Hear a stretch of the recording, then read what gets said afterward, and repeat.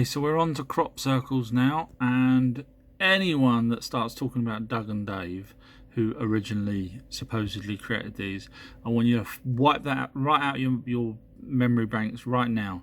Yes, people do create them, and yes, Doug and Dave were paid to create them by the UK.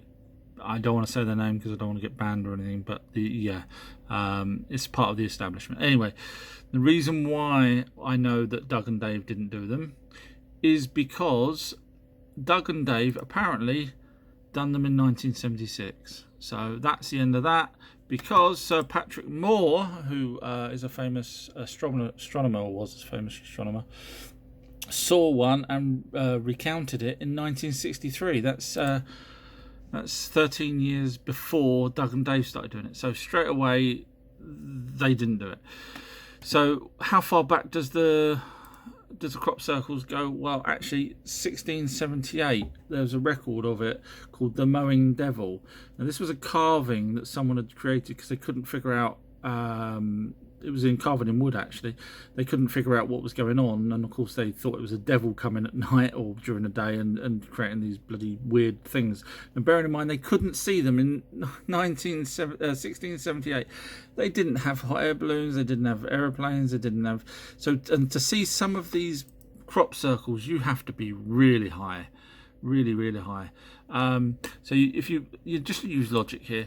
So if you was inside, if back in 1678 or onwards, now bear in mind that may have been prior to that, but that's what you would see. Sometimes maybe a bit lower. So you wouldn't actually get you wouldn't actually know what's going on.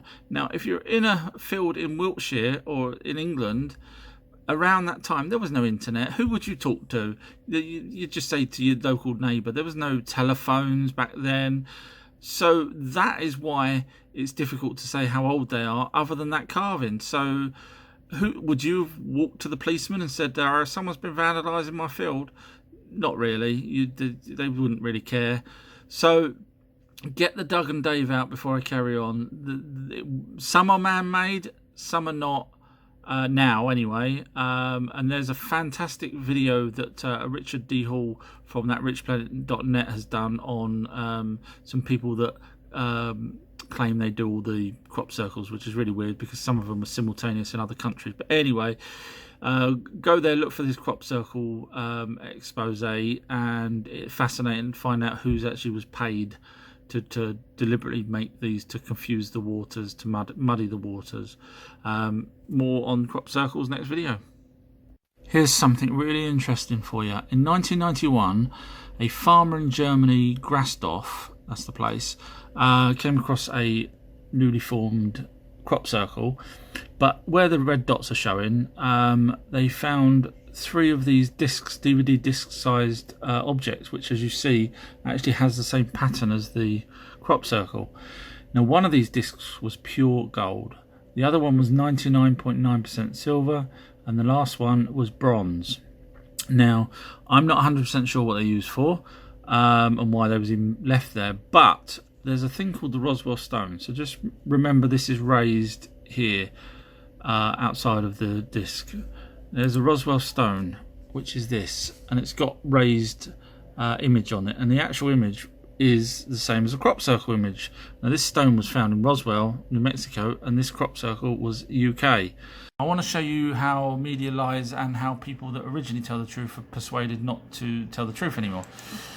So, back in 1996 in the UK, near Oliver Castle, a guy was walking his dog, or a young guy was walking his dog, and he had his 8mm tape camera with him, and that's not impossible because I used to walk around with my tape camera, 8mm back then. And he saw these orbs flying around this field while he was out walking his dog, and he started to record them because he thought that was really weird. And then they created a crop circle, which I'll show in a minute if you haven't already seen it.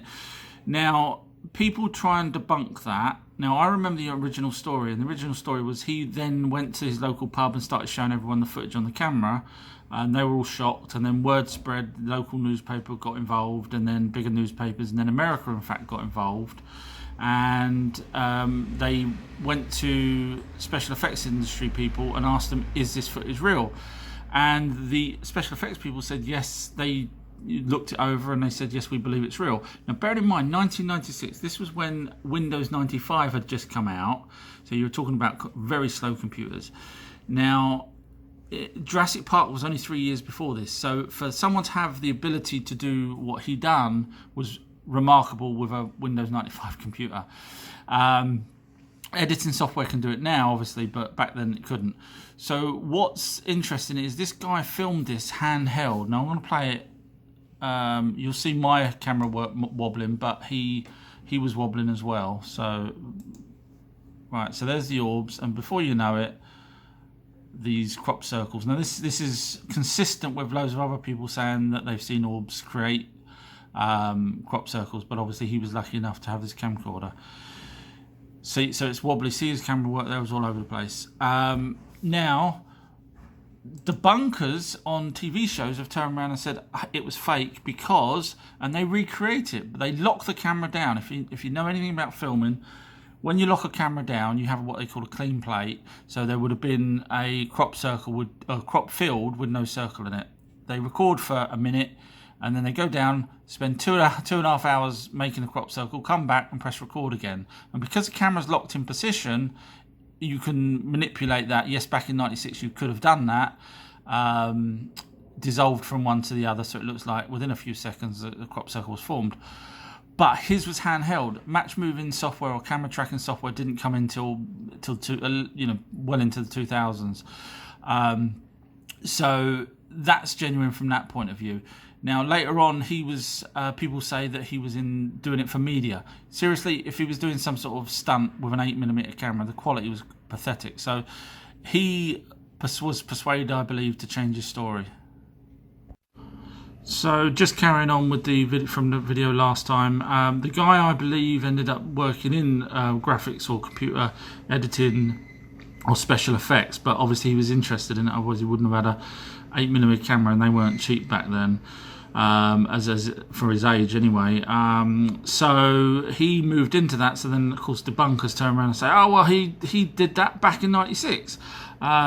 Doesn't quite work like that. Just because he was interested in filming and everything doesn't mean that he did that back in 96. And obviously the technology for Windows 95 didn't have the technology that he had there. And as I say, experts actually watched. It wasn't just a merge, it was the actual crop got flattened in a circular motion. So but there are other footage out there of orbs flying around cornfields, so it all makes sense and it is genuine, and I don't want to hear anything different. It is genuine, and that's it.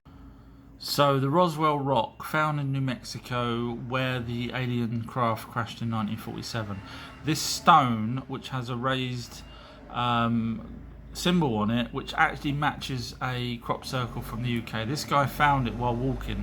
Now the military would have combed that area, but because this is a rock, they've obviously missed it.